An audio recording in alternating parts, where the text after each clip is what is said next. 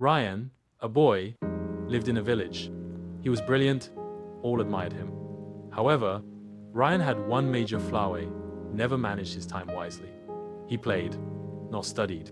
He scrolled, chatting endlessly. He ignored time's value, delaying tasks. Right now, I just want to enjoy life. Exam results announced. Ryan's grades? Shockingly low. Friends left, teachers frowned. When he got home, he saw his parents staring at his report card, their faces filled with silent disappointment. A deep sense of regret washed over him, but he didn't know how to change. That night, feeling lost, Ryan went to his grandfather, of the wisest and most respected elders in the village.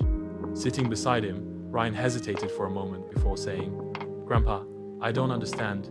I've always been a good student. Why did I fail this time?" His grandfather listened carefully, then smiled gently and said, "Ryan, the problem isn't that you lack intelligence. The problem is that you've taken time for granted. Time is the most precious gift we have. If used wisely, it will lead you to success. But if wasted, it will only pull you back."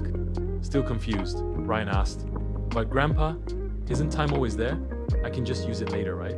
His grandfather's expression turned serious. "No, my boy. Time is like a river. It flows forward and never returns. Let me tell you a story that might help you understand. The king who wasted time. A long time ago, there was a mighty king named Darius. He ruled over a vast and prosperous kingdom. He had wealth beyond imagination, grand palaces, and countless servants. But despite having everything, the king had a terrible habit: wasted his time on trivial things. Instead of attending to his kingdom's affairs, he would sleep until noon, spend hours in meaningless entertainment, and delay important decisions, always saying, "I'll handle it tomorrow." One day, a wise old sage visited his court and said, "Your Majesty, you have everything a man could desire, but you are wasting your most valuable treasure, time. If you do not use it wisely, one day you will regret it deeply." The king laughed and dismissed the sage's words. "I have plenty of time," he said.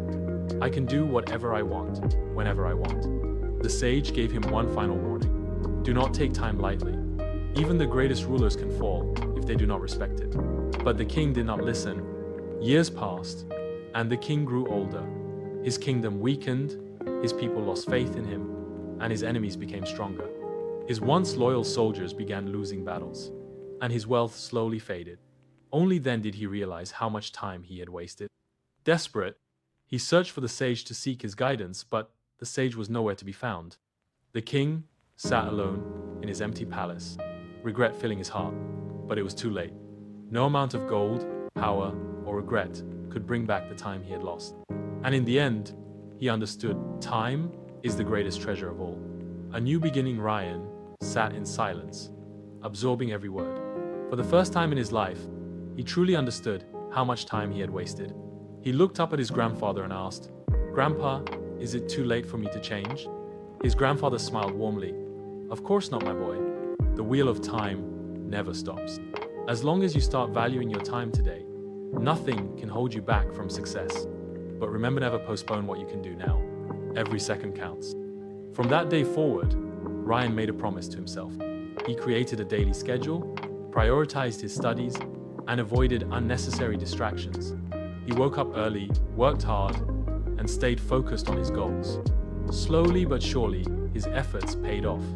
In the next exam, he not only passed, but topped his class. Years later, he grew up to become a successful entrepreneur, inspiring everyone with his story. Because in the end, the secret to success is simple: use your time wisely.